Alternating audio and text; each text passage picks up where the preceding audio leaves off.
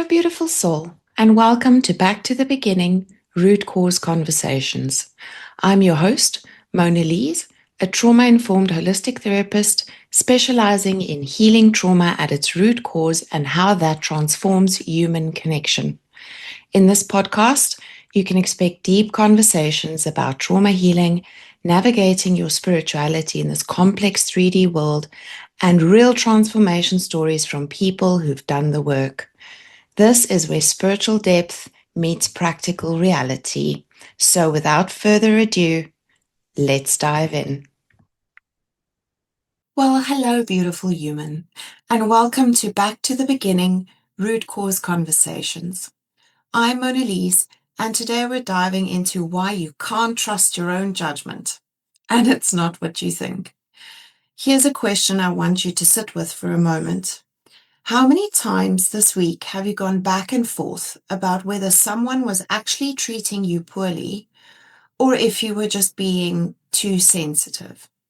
How many times have you felt that gut feeling about a situation, but then immediately started second guessing yourself, wondering if it's your intuition or just your trauma response acting up again? Maybe you've been in that endless loop where you can't tell if your partner's behavior is actually dismissive or if you're just triggered because it reminds you of your father. Maybe you've dismissed real red flags as just your stuff because you've been told everything is projection. Or maybe you've created drama where none existed because you couldn't tell the difference between a genuine threat and your nervous system being activated by something that reminded you of past danger. But here's what I really want you to think about. What if the reason you can't trust your own judgment isn't because you're broken, or because you're not intuitive enough, or because you haven't done enough healing work? What if it's because your nervous system learned very early on that trusting yourself was literally dangerous? And what if, and this is where it gets really interesting, what if some of what you've been calling intuition is actually your trauma response in disguise? And what if some of what you've been dismissing as just projection is actually accurate information that you need to act on? Here's what I want you to understand right from the start. This confusion isn't a character flaw. It's not because you're broken or because you're not spiritual enough or because you haven't done enough therapy. This confusion exists because you have unhealed trauma. Your internal guidance system is compromised.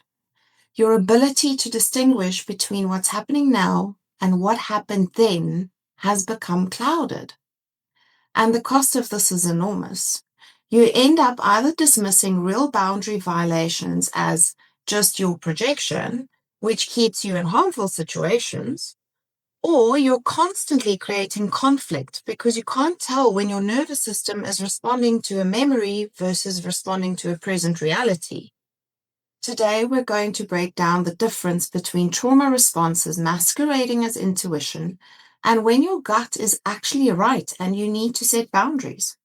We're going to explore why people with trauma struggle to trust their own judgments at a cellular level, and most importantly, how to develop the discernment to know which is which. As always, this is your judgment-free zone. Wherever you are in learning to trust yourself, whether you're constantly seeking external validation for every decision, or you're somewhere in the middle trying to figure out when to trust your gut and when to examine your triggers, all of that's valid, and we're going to figure it out together. Let me start with something that's been a profound shift in my own life, because I think it perfectly illustrates what we're talking about today. For years, and I mean years, I was constantly seeking external validation for my decisions. I would get readings from other people. I would bounce every single idea off of friends, family, and colleagues.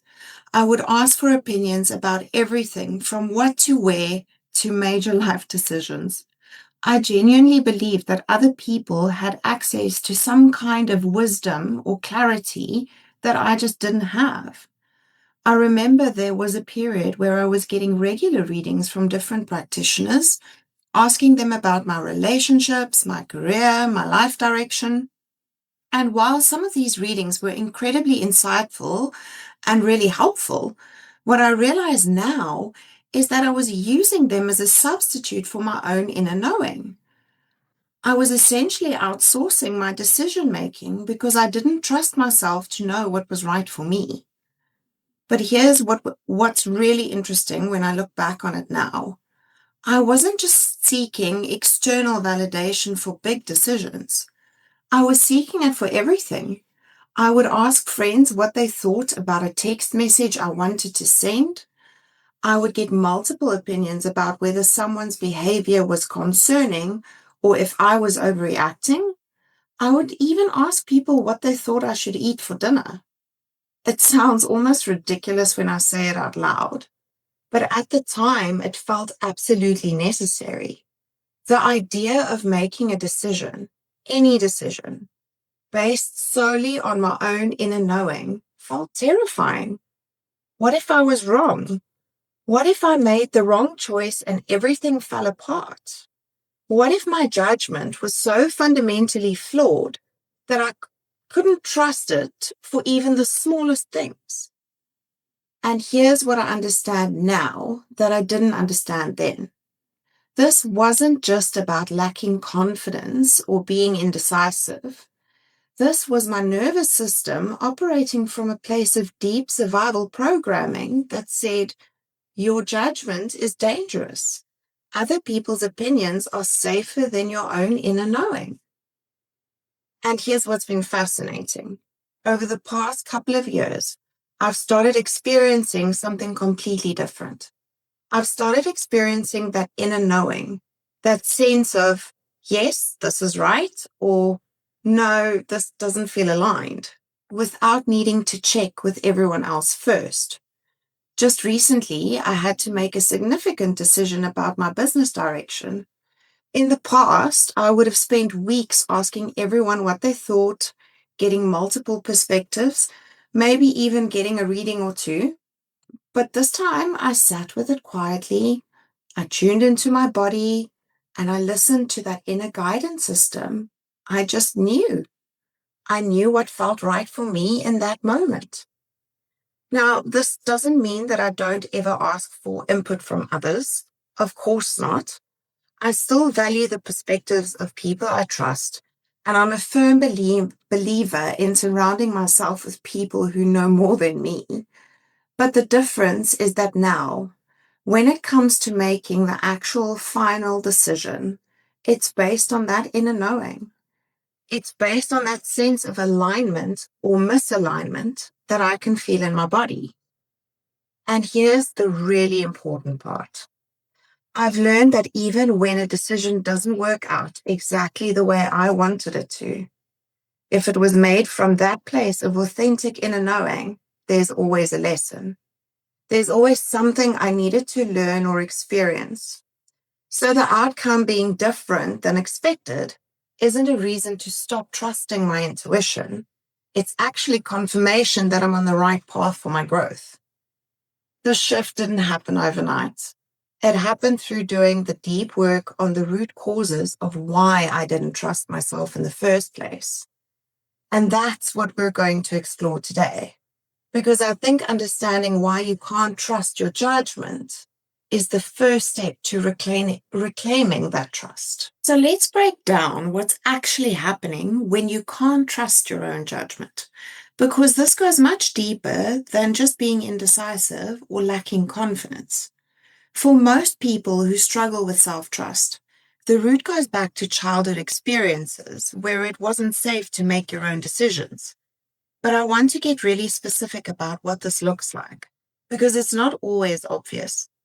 Maybe your choices were constantly criticized or overridden. Maybe every time you expressed a preference, you were told you were wrong or selfish or that your wants didn't matter. Maybe you were punished for having opinions that differed from your parents. Maybe you learned that expressing your needs or wants led to rejection, conflict, or emotional withdrawal from people you depended on for your survival. But here's what's actually insidious about this. Sometimes it wasn't even direct criticism. Sometimes it was more subtle. Maybe your parents were so anxious or controlling that they made every decision for you, for your own good. Maybe they were so overwhelmed that your needs felt like a burden, so you learned to not have needs. Maybe they were so inconsistent that you never knew which version of them you were going to get, so you learned to constantly scan their mood before expressing any preference. When you're a child and your decision-making is constantly invalidated, your nervous system learns something very specific. My judgment is dangerous. Trusting myself leads to harm. This isn't a conscious belief. It's a nervous system adaptation that happens at a cellular level. So you develop this pattern of seeking external validation because it feels safer than trusting your own inner knowing. Your nervous system literally learned that other people's opinions are more reliable than your own perceptions. This is why so many trauma survivors become people pleasers or chronic advice seekers. It's not because they're weak or dependent. It's because their nervous system learned that their own judgment was a threat to their safety and belonging. But here's where it gets even more complex. When you can't trust your own judgment, you also can't trust your own perceptions of other people's behavior. So you end up in this double bind where you're constantly seeking external validation about whether your internal experience is even valid. Now, here's where it gets really tricky. And this is the piece that I think most people don't understand. When you have unhealed and unintegrated trauma, your nervous system becomes hypervigilant. It's constantly scanning for threats, often seeing danger where none exists. And this hypervigilance can feel a lot like intuition. You might get that gut feeling that someone is going to betray you, but it's actually your nervous system responding to something about them that reminds you of someone who hurt you in the past. You might feel like someone is being dismissive or critical, but it's actually your nervous system interpreting neutral behavior through the lens of old wounds. I think of it this way. Your gut instincts are drunk on trauma. They're not giving you clear information about present reality because they're filtered through unhealed wounds and unintegrated shadow parts. Let me give you some examples of what this looks like in real life. You meet someone new, and immediately you get this feeling that maybe they're fake or manipulative.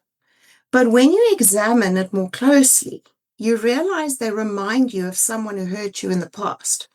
Maybe the way they laugh, or the way they dress, or something about their energy. Your nervous system is responding to the similarity, not to the actual manipulative behavior. Or maybe you're in a relationship and every time your partner doesn't text you back immediately, you get this overwhelming sense that they're pulling away or losing interest. But when you look at the pattern, you realize this happens every time, regardless of what's actually going on in their life. Your nervous system is responding to the activation of your abandonment wound, not to the actual evidence of abandonment.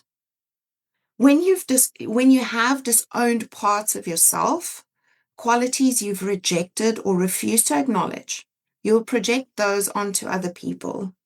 You'll sense in others what you refuse to see in yourself. So that feeling that someone is being manipulative might actually be your own disowned manipulative tendencies that you're seeing reflected back to you. This is why true intuition can only emerge from a place of wholeness and not fragmentation. When you're operating from unhealed wounds, you're not getting clear information. You're getting information filtered through your trauma responses. But here's what makes this so confusing. Sometimes your trauma response is picking up on something real. Sometimes that person who reminds you of your ex actually is manipulative. Sometimes that feeling of being dismissed is actually accurate.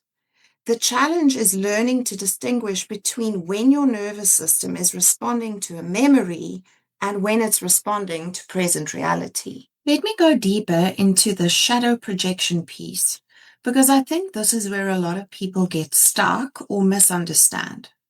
When you have parts of yourself that you've rejected or disowned, maybe your anger, your neediness, your sexuality, your ambition, those parts don't just disappear. They get projected onto other people. So you might find yourself constantly surrounded by angry people when actually you're projecting your own disowned anger onto them. You might feel like someone around you is needy or clingy when actually you're projecting your own disowned neediness. The tricky part is that sometimes you're attracted to people who actually do embody these disowned qualities because your psyche is trying to reclaim these parts of yourself through relationship. But instead of recognizing this as an opportunity for integration, you judge and reject these qualities in the other person, which keeps you stuck in the same pattern. This is where the mirror connection framework becomes so valuable.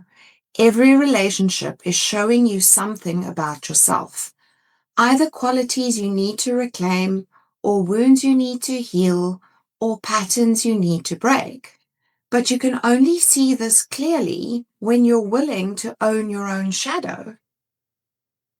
But here's the crucial piece that a lot of spiritual and healing communities get wrong.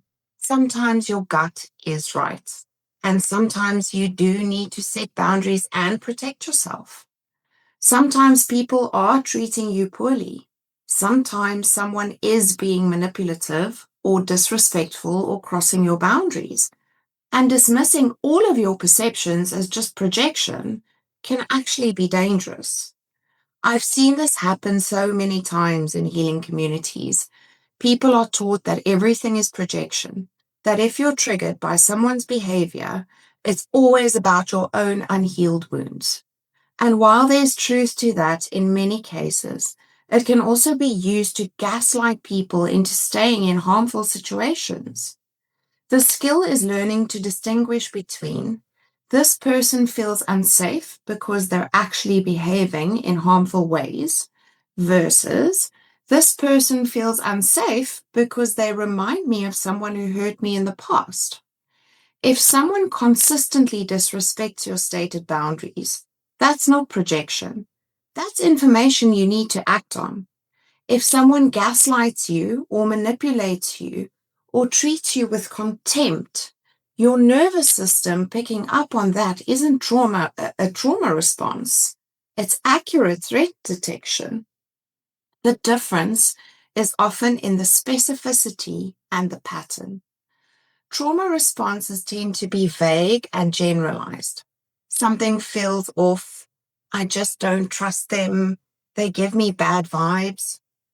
Accurate boundary setting information tends to be specific. They interrupted me 3 times in this conversation. They dismissed my concerns when I brought them up. They made a commitment and didn't follow through. Also, trauma responses tend to be immediate and intense, often based on very little actual interaction. Accurate threat detection usually develops over time as you observe patterns and behaviors. But here's where it gets really complex, and I know many people struggle with this. Sometimes it's both. Sometimes you're being triggered by someone's behavior because it reminds you of past trauma, and they're actually behaving in ways that are problematic. Sometimes your abandonment wound gets activated by someone's communication style, and they're actually being emotionally unavailable. Sometimes your trust issues get triggered by someone's behavior, and they're actually being untrustworthy. This is why developing discernment is so crucial. You need to be able to hold both truths simultaneously. This is activating my wound, and this behavior is not okay. You can work on your wound while also setting boundaries around unacceptable behavior. This is where I want to bring in something that's been incredibly helpful in my own work and with my clients, using astrology as a cosmic mirror for self-inquiry. I don't use astrology to tell me what to do. I use it to understand who I am, my patterns, my wounds, my gifts, my tendencies. It helps me ask the right questions about my responses and reactions. It shows me my shadows. For example, if I'm feeling triggered by someone's communication style, I can look at my Mercury placement and my communication patterns and ask myself, is this about how they're communicating, or is this about my own communication wounds being activated? If I'm struggling with trust in a relationship, I can look at my Venus placement and my relationship patterns and ask, is this person actually untrustworthy, or am I projecting my own trust wounds onto them?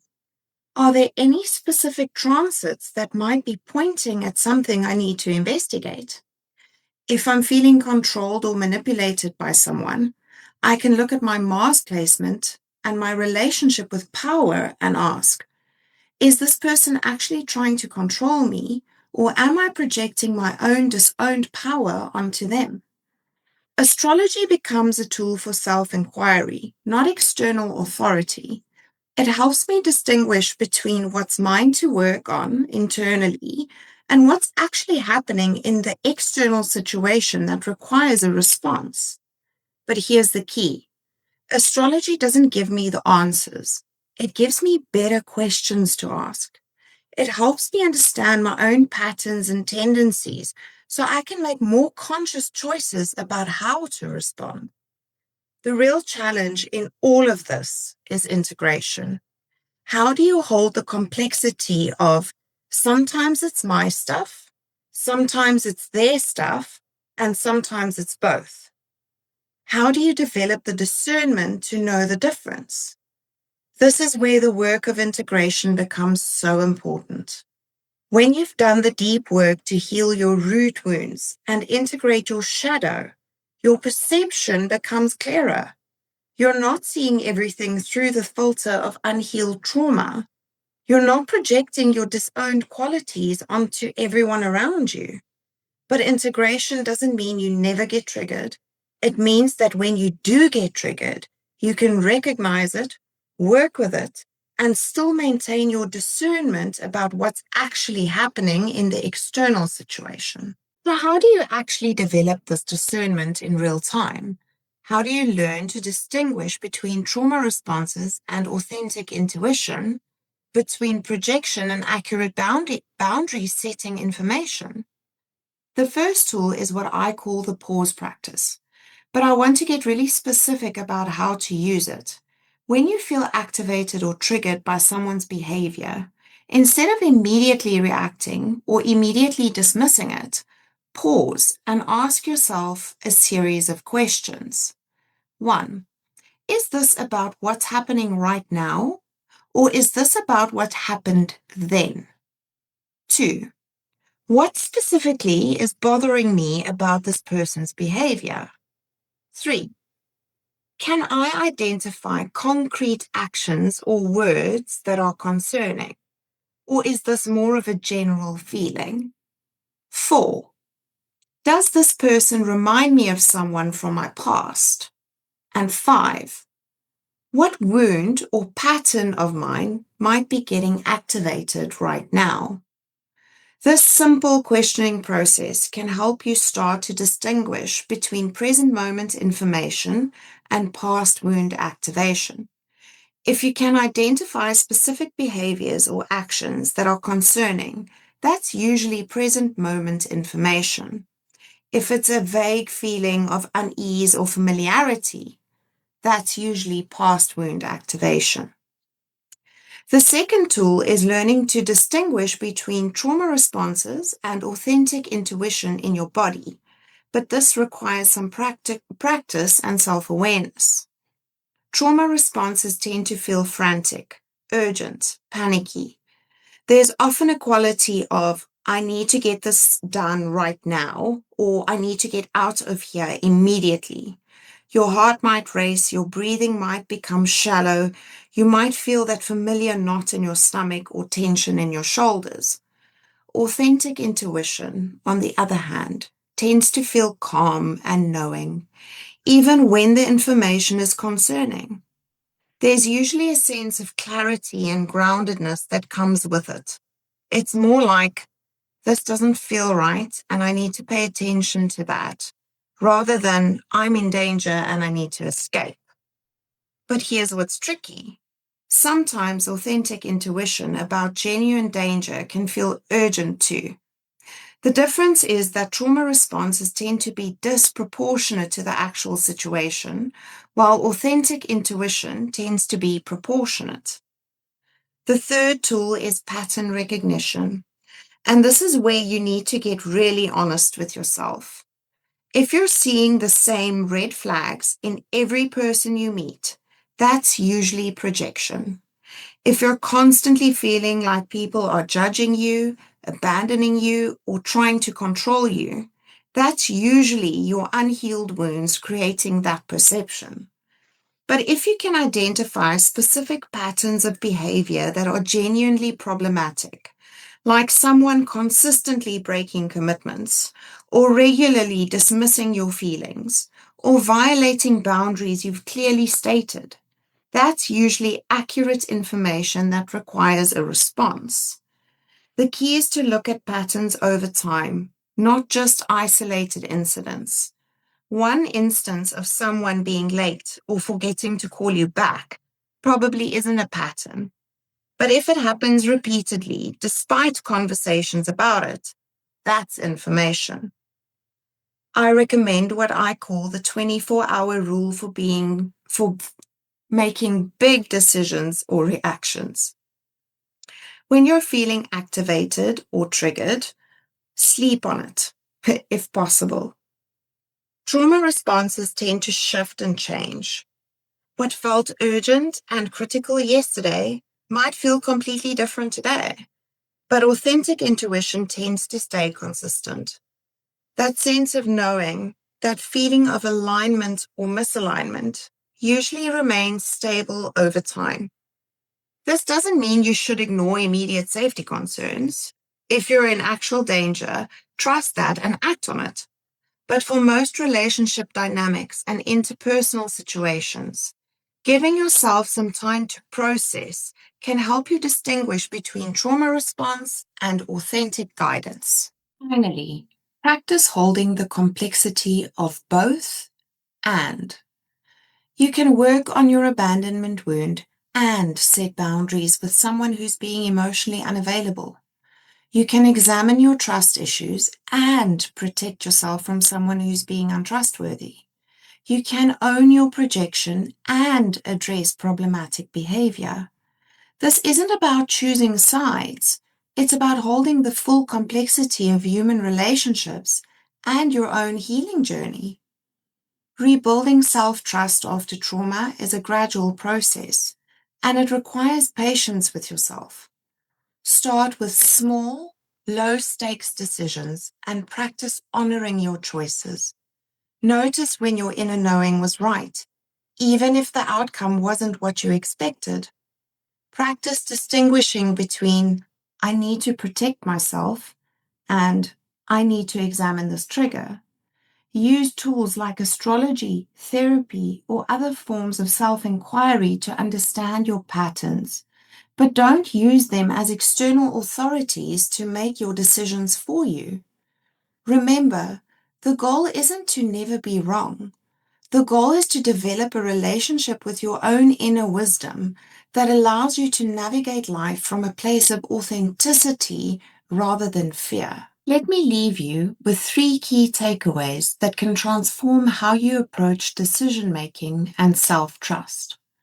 First, you can't trust your judgment when your nervous system learned that making decisions was dangerous. This isn't a character flaw or a spiritual failing. It's a trauma response that developed for very good reasons. When you were a child and your choices were constantly criticized, overridden, or punished, your nervous system learned that trusting yourself led to harm. This programming runs deep and creates that constant need for external validation.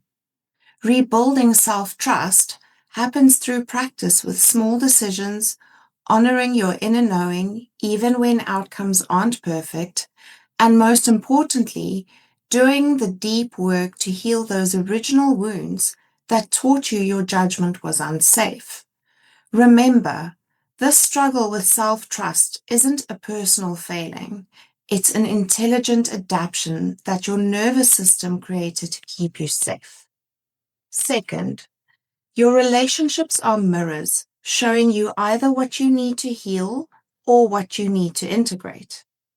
When you're constantly seeing the same red flags in everyone you meet, everyone feels controlling, everyone seems untrustworthy, everyone appears to be judging you, that's usually projection of your own unhealed wounds or disowned shadow parts. But when someone consistently violates your stated boundaries, dismisses your feelings, or treats you with disrespect, that's not projection. That's information requiring action. The skill is learning to distinguish between this person is triggering my wound and this person is actually behaving problematically. Use your relationships as information about both your inner world and the external reality you need to navigate. Third, true discernment comes from doing your inner work first. You cannot accurately read external situations when you're operating from unhealed wounds and fragmented parts. Your gut instincts are drunk on trauma when you haven't done the integration work. This is why shadow work, healing your root wounds, and integrating your disowned parts aren't just nice to have healing practices. They are prerequisites for authentic intuition. When you operate from a place of wholeness rather than fragmentation, your perception becomes clearer. You can trust your inner knowing because it's no longer filtered through unprocessed trauma. The goal isn't to never be triggered. It's to respond from integration rather than reaction. Before we wrap up, I want to remind you that developing self-trust is a journey, not a destination. There's no timeline you need to be on, and there's no perfect way to do this work. Whether you're just starting to recognize that you seek external validation for every decision, or you're somewhere in the middle learning to distinguish between your trauma responses and your authentic knowing, all of it's valid. Your wounds are your spiritual curriculum, and learning to trust yourself again is one of the most profound healing journeys you can take. Be patient with yourself as you develop this discernment. It's okay to get it quote unquote wrong sometimes. That's just how you learn. It's okay to have days where you feel completely disconnected from your inner knowing. It's okay to still seek input from others while you're building this relationship with yourself. What matters is that you're willing to do the work. You're willing to examine your patterns, heal your wounds, and gradually reclaim your relationship with your own inner wisdom. You're willing to hold the complexity of human relationships and your own healing journey without needing everything to be simple or black and white. If today's conversation has brought up questions about your own relationship with self-trust, or if you're recognizing that maybe you've been dismissing your intuition as trauma responses or vice versa, I want you to know that this work is possible. Learning to distinguish between projection and authentic knowing, between trauma responses and genuine boundary needs. This is learnable. It takes time, it takes practice, and it takes compassion for yourself, but it's absolutely possible. Context is everything in this work. Your story, your nervous system, your specific patterns, your family history, your attachment style. All of this matters in how you develop discernment. There is no cookie cutter approach because your healing journey is as unique as you are. Thank you for being here, for doing this work, for choosing to develop a relationship with your own inner wisdom instead of constantly seeking it outside of yourself. The world needs more people who trust their authentic knowing while also being willing to examine their projections. The world needs more people who can set boundaries when necessary and do the inner work when appropriate. The world needs more people who understand that healing isn't about perfection, it's about integration. I'll see you in 2 weeks for another root cause conversation. Until then, be gentle with yourself, trust your process, and remember, you're exactly where you need to be. Thank you, dear soul, for joining me on Back to the Beginning. If this episode resonated with you, please rate this podcast and share it with somebody else who needs the message. When you rate this podcast and take a screenshot, send it to us via DM on Instagram and we'll send you a free healing resource as our gift to you. Find all our programs and connect with me at www.expergotherapy.com, where transformation meets practical reality. Until next time, remember, you have everything within you to heal and connect authentically. See you next episode.